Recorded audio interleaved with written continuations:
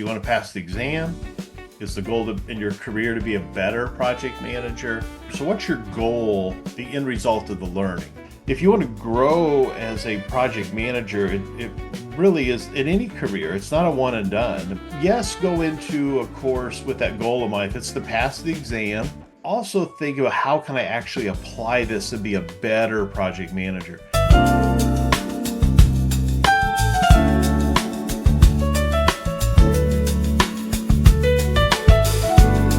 Good morning, good afternoon to our audience. It's an absolute pleasure to have today's guest, Joseph Phillips, founder, director of education of instructing.com. He teaches the PMP, CAPM, ACP. It's an absolute pleasure to have you here, Joseph. Please, if you could do a quick introduction, tell us a little bit about what you do at instructing.com. Hey, well, thank you for having me. It's an honor to be here. I always love meeting new people and talking about project management. It's been my life for the last, since 2003. So a little bit of time I've been in the PM world.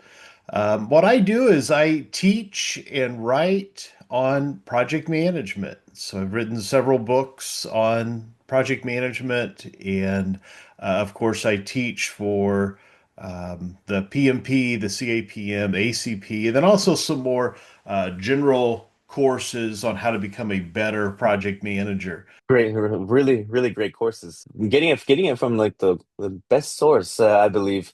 So we were talking a bit earlier how we got started in this journey. You started teaching at Columbia College in Chicago.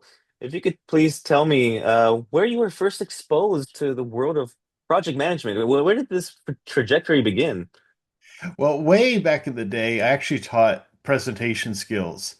So I taught a speech class at Columbia College using PowerPoint and using the whiteboard. I mean, very rudimentary early days of using the computer in presentations. So this is like in the mid 90s when I was a very young man and I even had hair then. And then I went into the world of Microsoft and became an MCSE and started consulting and implementing Microsoft technologies and teaching the MCSE. And then I was at a very large organization in Indianapolis, and I was assigned to become a project manager of a rollout that they were doing. And I knew nothing about project management. And so I had a mentor there that, would coach me and help me. And then they sent me through the PMI training. I went up to Chicago. I remember it vividly. I did a week-long immersive course. Of course, I'd had by that point several years of the PM role and passed the PMP. And then almost immediately began writing about the PMP and wrote a book on that and a book on IT project management, did consulting throughout the Midwest, and just started teaching more and more and more on how to earn the PMP or the CAPM as the years progressed. Got into that arena as well. And then, of course, with Agile, we've all seen what's happened with Agile over the past dozen years.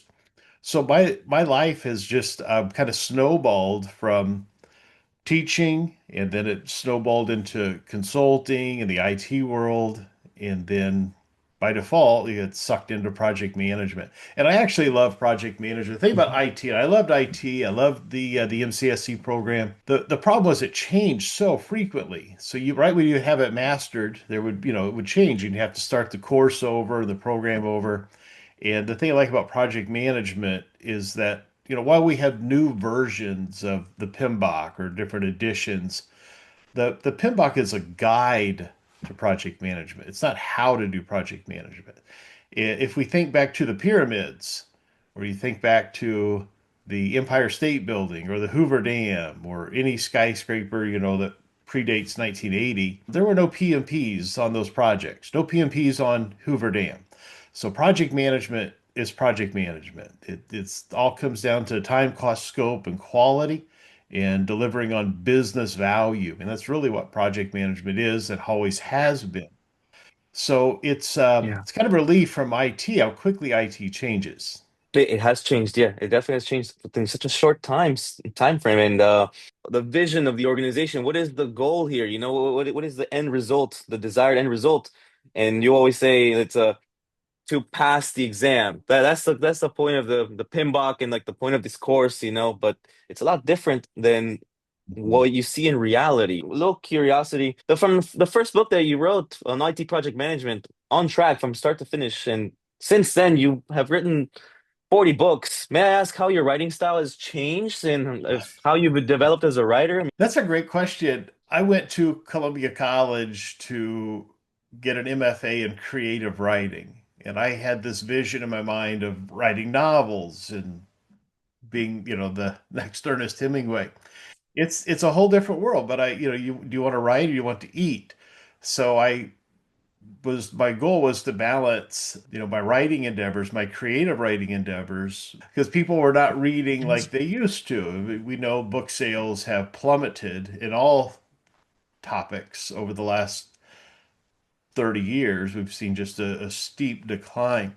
So my writing style, I always try to keep it conversational, much like my teaching style. Certainly in both, I outline very, very heavy. I don't use a script when I teach. I know exactly the direction I'm going and where I'm going to end up. And the same is true with writing, is that I outline very, very heavy on what the different topics are in what order.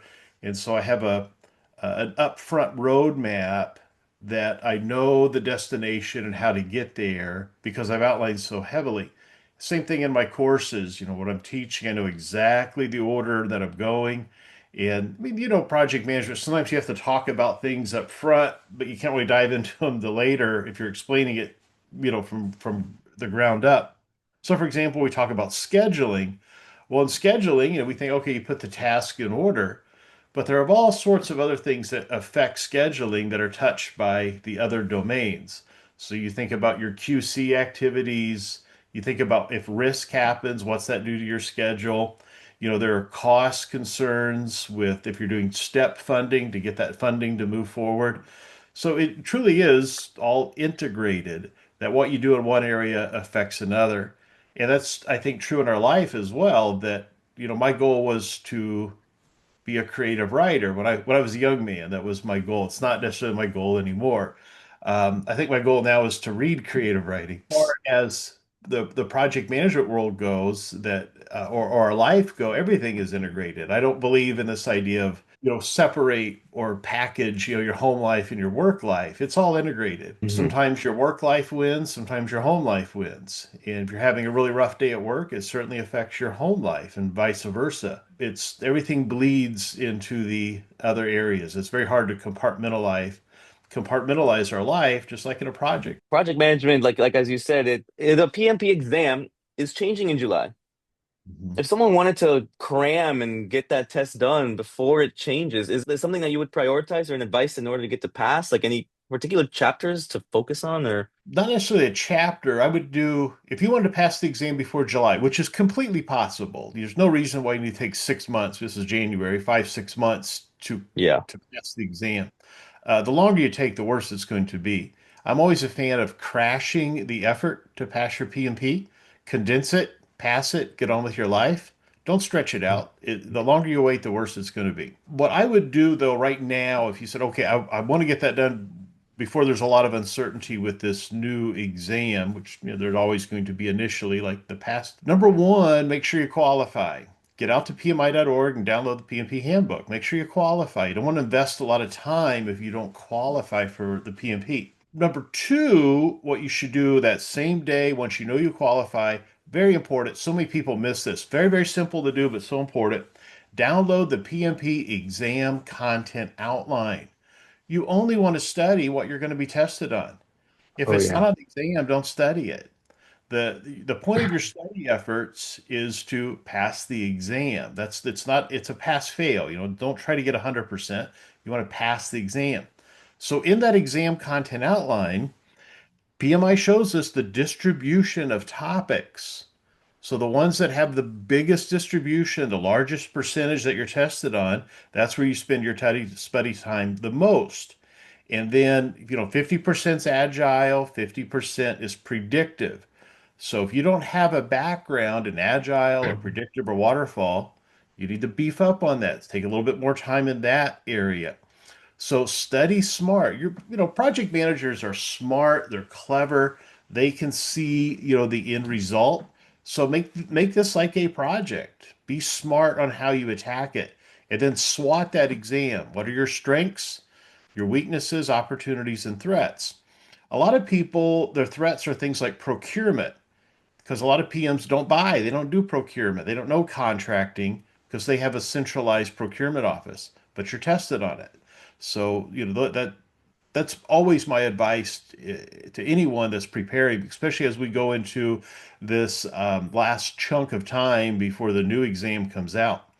And then in that exam content outline, I think it's important to go down and look at the resources.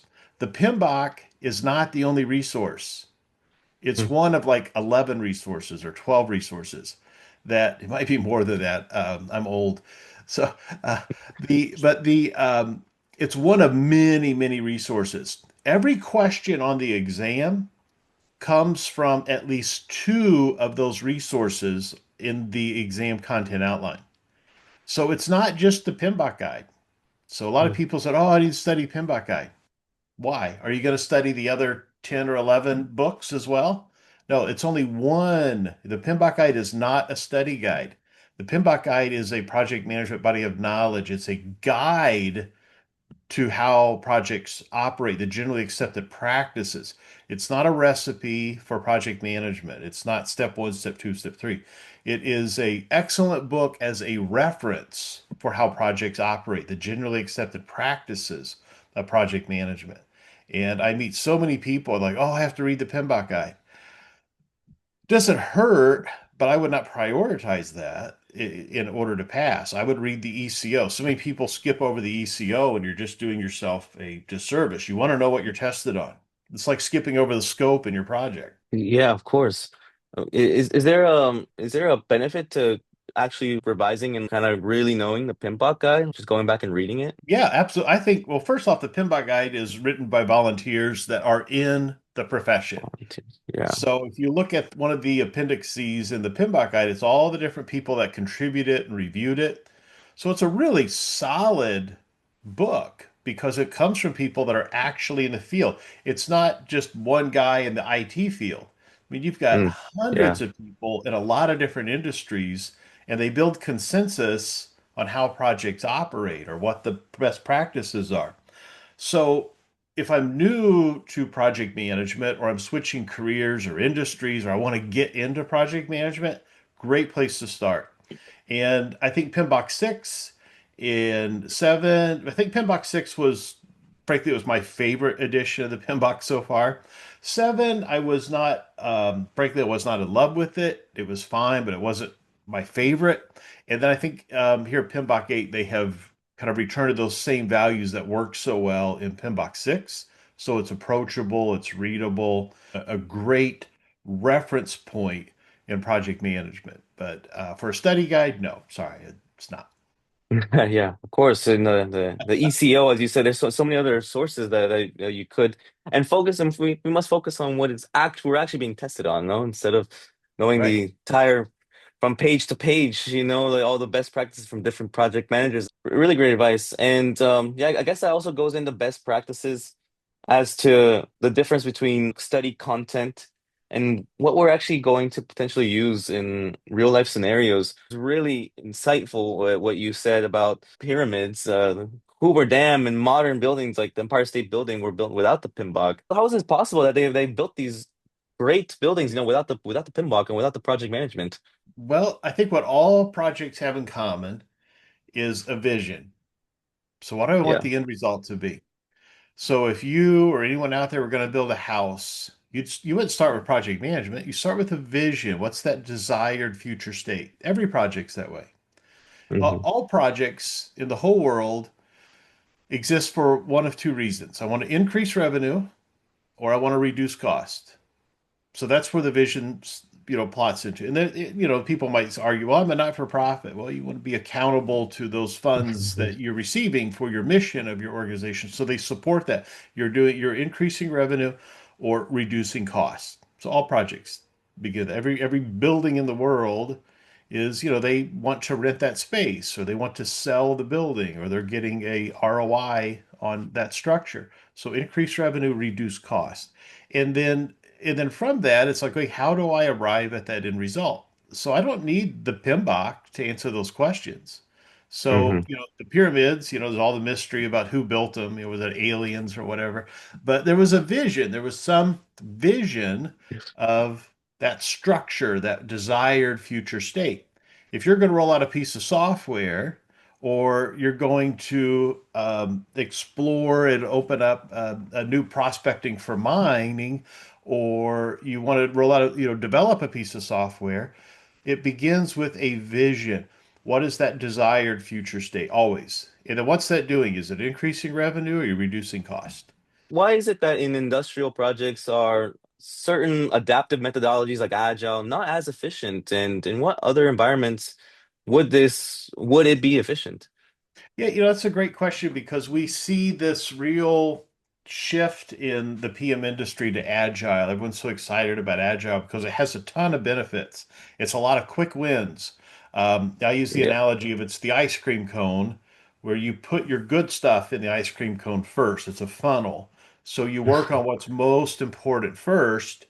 And if you run out of time or money, the stuff that was lesser value you can't do. But you got the good stuff. You've got the heart of what you're after, so it's a funnel or an ice cream cone.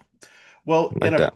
in an industrial environment, it's not very exciting to excavate the site and build the foundation. You run out of time or money, well, nobody can live when you set up a tent on the foundation of your home. So there are things in industrial projects or waterfall that just have to go first. That it is an aggregate value that contributes to the end result, but 99% complete is not complete in an industrial. If I get it all done, but putting the shingles on the house, well, we're not done. You have to finish it. You can't get that certificate of occupancy until it's 100% done and the inspection and so on. But if I'm building a piece of software and I've got this much time and this much money, I may not be able to do everything I want, but I can certainly get the most important things that I want.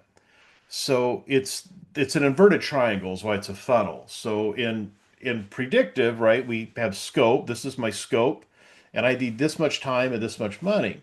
If my scope increases, I need more time and more money.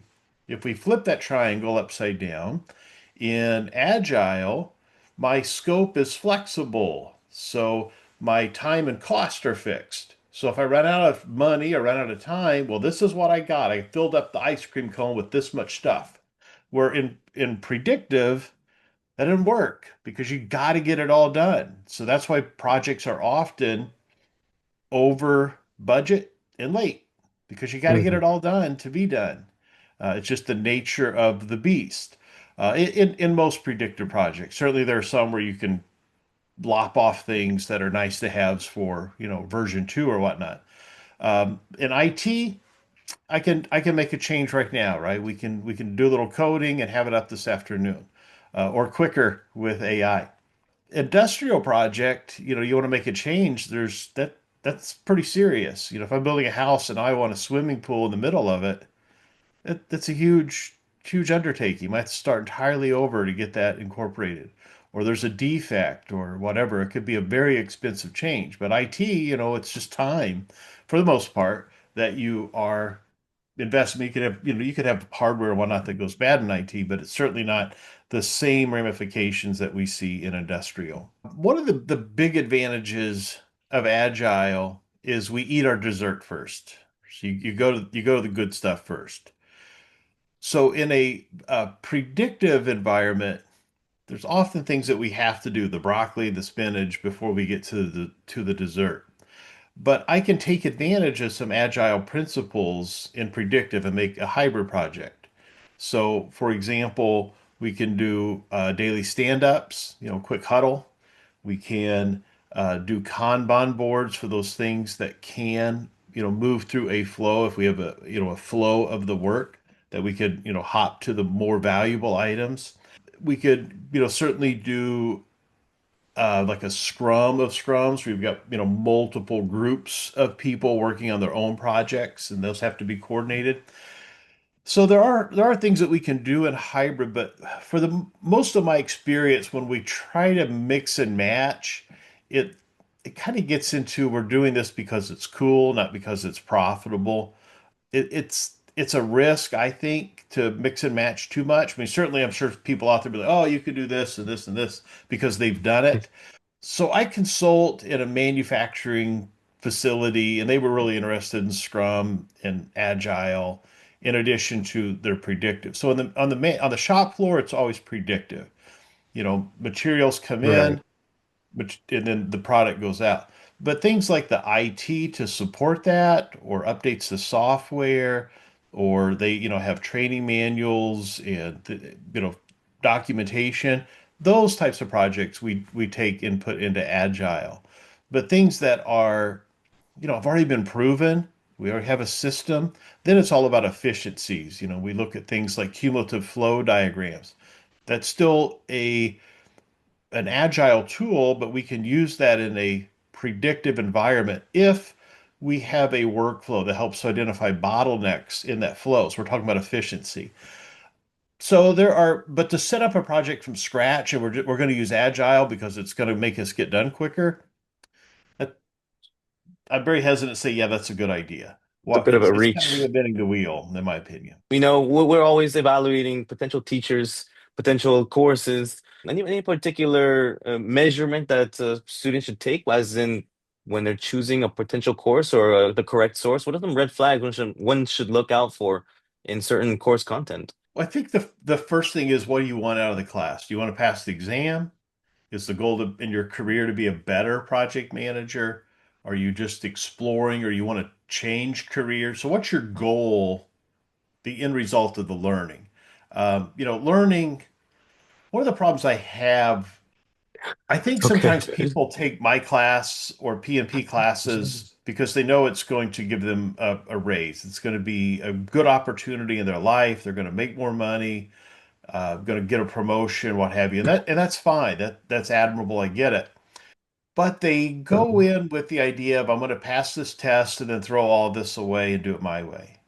That it's not really being an effective project manager. So, and I'm not going to bash people that that's their mindset, but it's a disservice to themselves. If you want to grow as a project manager, it really is in any career. It's not a one and done. I mean, if you're a dentist, you're going to go get continuing ed. If you are in your industry, I'm sure there's all sorts of training and new tools, new equipment, new ways to do things that save time and money. So, yes, go into a course with that goal in mind. If it's to pass the exam, that's your goal. I get it. But also think about, how can I actually apply this and be a better project manager? If you go on Reddit and you look through PM posts, it's over and over. You'll see, well, just because you have the PMP, that doesn't mean you're a good PM. And unfortunately, that's true. There are a lot of people that have the PMP that I don't know how they make toast in the morning. So, that with I kind of joke a little bit, but we've all run into those people. They have the PMP and now they know everything about project management and how to do it. And you got to have some nuance, some panache on how you manage and how you work with others. And it's, you're managing the project, you're not managing people. So there's a lot of emotional intelligence that sometimes you just have to get by experience, the years of working in an industry and having that, that tacit knowledge and implicit knowledge.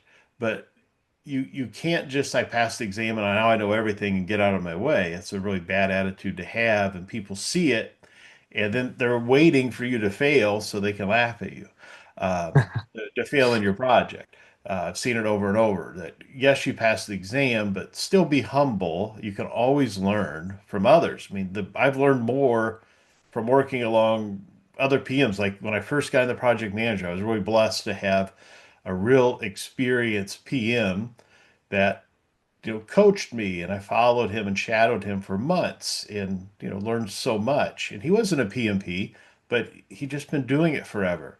And how he talked with people and interacted with people and had a genuine interest in people makes such a difference in your project. I think if you are, most PMs that I meet are pretty likable, that they have a just that ability to interact with others and talk with people and to ask questions, and they're curious. Those are all traits that make a good PM, that you can talk and you have that emotional intelligence, and you have just a natural curiosity. You ask questions because you genuinely want to know, not just it's like a check a box on this report. Well, I mean, in the business world in general, and we're looking at our sales pipeline or our meetings, they're not like leads, they're people. Right. And it's once we treat them like people and like actually think of it, I mean, for some of us it's just natural. And of course, it's common sense. Is that something that you would like that someone has to learn from experience? Is that a trait like shifting the mindset from just saying I have a certificate or a piece of paper that says I passed the PM and not really seeing it as like a people-driven like industry? Is that something that you just learn like throughout working as like under the guidance of others? Well, you can always learn things the hard way, right? Yeah, yeah. So sometimes we have to get humbled. Certainly, I've been humbled many times, and when I was younger, because I thought I knew everything. I mean, I've written books. I know everything, and then now, the more I learn, the more I realize I don't know. Um, Yes, yes, so it's so true. it yeah. So the it you can always learn the hard way, and lessons are repeated until they're learned. So life gives you're having the same problem over and over in your life. Well, that's you're an opportunity to learn. It's beautiful. If you're It's starting beautiful. out in your career, like I get this a lot. Like I want to be a PM. How do I get into the PM role? Well, that's a whole other conversation because that depends on your background and your industry and whatnot. But if you're brand new to project management, one of the best things you can do is to learn to be a better communicator. So things like Toastmasters International, it's a great way to go and give presentations and practice in front of your peers. Or if you're in college, you take that speech class that nobody wants to get up and give a speech on how to make a peanut butter and jelly. The point of that is not to convince someone or to teach someone of those classes. It's to be comfortable talking with people. So if you are naturally shy or you're an introvert, that you're going to have more challenges than those that are outspoken and friendly and charismatic. I'm not saying there are pros and cons to both, but in the role as a PM, you can't be afraid to go talk to people. Not always comfortable conversations, but the best educators experience. And the second best is to learn from someone who's been there, done that. A good mentor or a good class from the instructor that's been in the industry for a long time. Yeah. I love that. Yeah, absolutely. Yeah, that's really good advice. So you should probably, if you want to become a better PM or just better in your business endeavors, you should Right. probably follow the guidance of someone who's been doing this since at least 2003.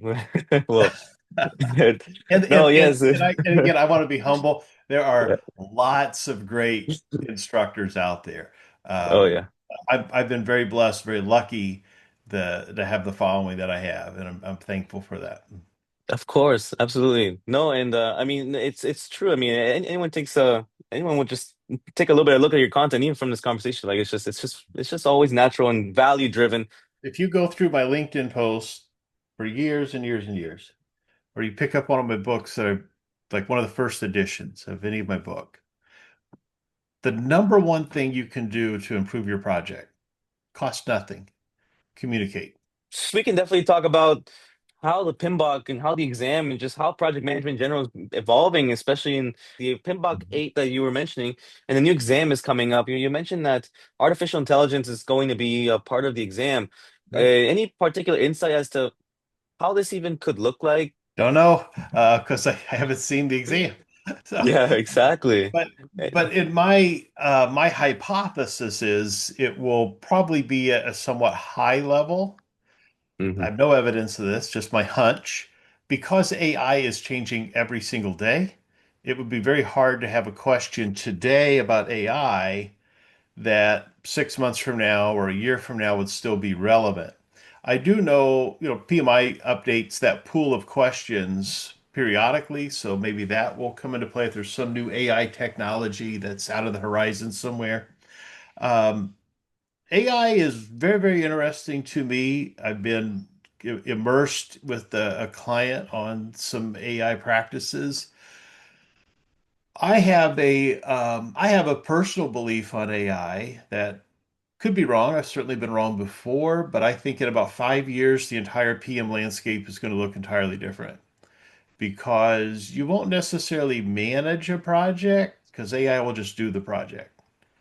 So I was on a project for about 2 years consulting, and we were making it was for a very large insurance company. We were consolidating all of these different training courses to have the same look and feel and to be hosted at one central location. So all these different zones had their own logos and colors. They didn't have a good standard.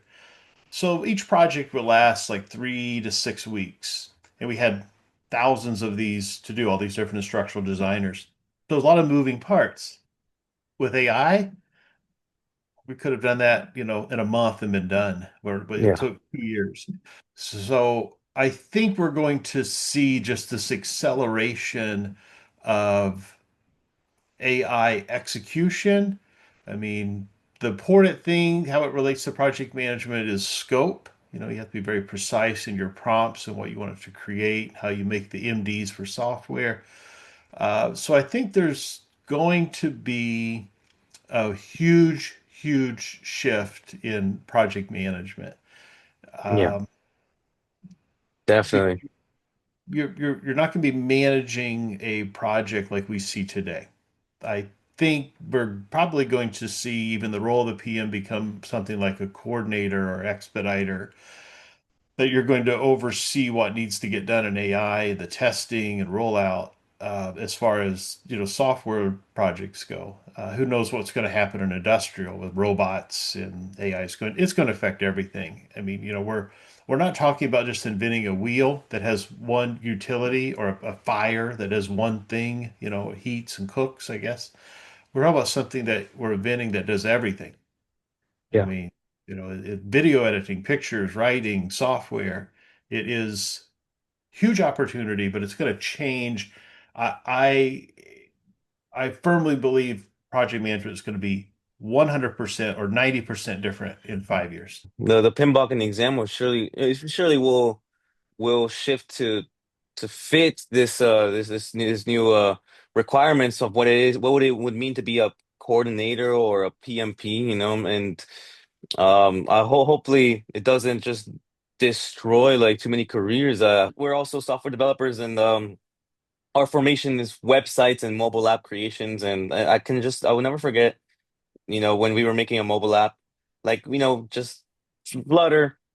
And the UI UX, we had a whole guy, and we did like the whole phases and like the validation, and just it took like months, to really kind of code the the user experience, like the design, Mhm. and I just will never forget, like, when Lovable, a base 44, like, just a prompt and just did the entire work of in 6 months in like less than a minute. Like, it Oh was yeah. ridiculous. We're not like like depressed about it, We were like, oh, it's great for, I guess, for us, but at the same time, it's like that is just astounding how, like, it's just really it's crazy. It's really It, crazy and how that works. it's only going to get crazier Yeah, yeah, really, because really. you think if you have say you have an app to just find restaurants in your zip code. All right. So you have to open the app and type in your zip code. Imagine that. I mean, I don't even think you're going to have a phone like we have now, that you're just going to talk to your car or your watch. We already have that, but it's just going to be like, Oh yeah. hey, what's the nearest pizza joint and what are their hours? And it got to be 4 stars. And it's just going to start driving you there. Oh yeah. I really, I mean, there's a Tom Cruise movie, Minority Report, that it's a great movie. It's a fun movie. Um, but it's, all these things that are dreamed up in that movie, that's going to happen. I truly believe that. Predictive detectives who like Yeah, can see the yeah, future before it happens, and yeah, like they yeah. They bust the have guy the like right before he kills the person. Yeah. yeah, yeah. So Yeah, it's that's a good one. yeah, yeah. It's but you can use the analogy that the that has these three women that are like the oracle, the Delphi that are like they're floating in Yes, the yes. water. They can see in the future. That's AI. So anything that's the people portion is a challenge, but the AI can't replace. Like your example of the candidate who didn't want to talk to people. That you have to talk to people. People want direct answers. Don't give me the AI with all the dashes and the BAs. Minority Report is good. Just the other day, my girlfriend had never seen I, Robot with Will Smith. Oh And yeah. we were just talking about Will Smith. I'm like, you never seen that? And then she was just like astonished. She was like, oh, like why do they make them look human, you know? And I'm like, yeah, I mean, you can't really replace that human touch, but would there be a point, where AI like they truly try to make it like look human, or try to actually communicate? It's where's the limit? Where's Hey, the QC, how, and where's the limit? how do you know they have it? Exactly, exactly. I mean, I think I can tell. Like, I'm pretty good at telling when I get a phone call. I'm like, No, but "Hello, how do you hello, how do you you're know the fake." guy bagging your groceries isn't a robot? That's a really good, interesting. Or Yeah. another thing that we talk about is the squirrels, or like the birds, Yeah. But I guess I know. uh, but I bagging groceries is kind of it's extreme, definitely. well, And I that, mean, you just like, how do you know? How do you know? but sometimes like I'm speaking like as someone, and I'm like. That sounds a little robotic the way he talks. I don't know. Like it doesn't sound like there's something there, There's something I don't know. It could be a robot. Could be an AI talking. Hey, I'm Um, just saying, how do you know? You you wouldn't. never know. In your business, anything in particular that you're kind of working on, any particular new like endeavors or integrations or developments? Well, funny you should ask. So I told you about the manufacturing company I've been working with. They're doing Agile and Predictive and, Very nice. communications key. So over the past couple of months through a series, well, it's really been about 6 months, been working on a project for them that they're using and they like it. And it is live now that I own the product. It's called projectstatusreport.com. And you basically what it is, you enter your project details once, things you'd want to have on your status report, your team, your stakeholders, your sponsor, budget, if you're using EVM. And then it retains that. And then every week, when you come back to do your status report, it pulls from last week and populates the fields and just update it, and you're done in 5 minutes. And then you can make a PDF and send it out, or you can do we have a secure URL that you can share the URL to your stakeholders and they can click on it. And then it keeps a history of all of your status reports over the duration of the project. So now your lessons learned can be populated from that. It just is a huge time saver. So you're managing, 5 or 6 projects. Status reports can be a real time suck. And this is saves you've done 5 minutes, 5 minutes of status report. And Hmm. people want communications. Communications, what you can do, the number one thing you can do to improve your project. So if you're not doing weekly status reports, people, you're a mystery. You're not seen or heard. I don't know what's going on, and your stakeholder buy-in diminishes. Status reports are a weekly touch base, get people involved, excited. You're communicating what's happening in the project, kudos from your team, and it's really easy. So it's projectstatusreport.com. Just went live actually, but we've been using it for a couple of months. Great. It's a mobile app. And It's a SaaS, so any yeah, website, any yes. web browser, I should say. Yeah. There's different departments, and like I guess if someone wanted to use it, um, there would be like different types of users with different types of access control lists or sort of like policies on like what they can use. And is it like a individual like database per user, or is it kind of more of like an open community, like an open cloud ecosystem or something like that? So right now in version one, it is just PM driven. So you don't really have a team that can contribute. We're Okay, trying to keep it okay, I see. simple and shallow as possible. So you Awesome. would, as the PM would have access, stakeholders would have access to that shareable URL. So they can, it's just a read-only view of your project report as if you printed it and saw it online. Version two, where we have a features list option in the app where people can ask for features and then it gets uploaded or upvoted or downvoted. And that's been one that we're considering is, a community where team members and so on. But, we don't want to get in, we're not wanting to compete with like Slack or, Monday. It is a standalone, solves a quick problem and go away. That Oh, it's a yeah. big thing to have. I used to hate having to do status reports. Like when I was on that huge 2-year project, these all lasted 3 to 6 weeks. So I might have 20, 25 projects going at a time. That would be a whole day of updating this big Excel spreadsheet to create status reports. And then if I didn't save as, the next week I would override my data and I lost what I did 2 weeks ago. It was just very cumbersome and bulky.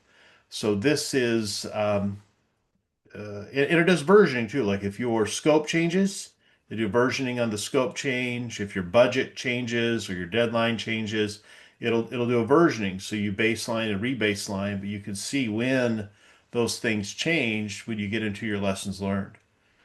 Incredible, incredible. The team can like kind of like connect and look at it and Yeah. see the status reports, which saves hours and countless of hours of time, like as you said, in traditional methods, than just kind of inputting everything in. Like, well, I mean, Excel is it takes a lot of time to to update the Excel sheets, definitely. That was Yeah, the problem they had at the company was Excel, and it worked. They had a nice dashboard in Excel, but nice. it's like we're, using a can opener to drive a nail in the wall. We need something that does one task specific to that.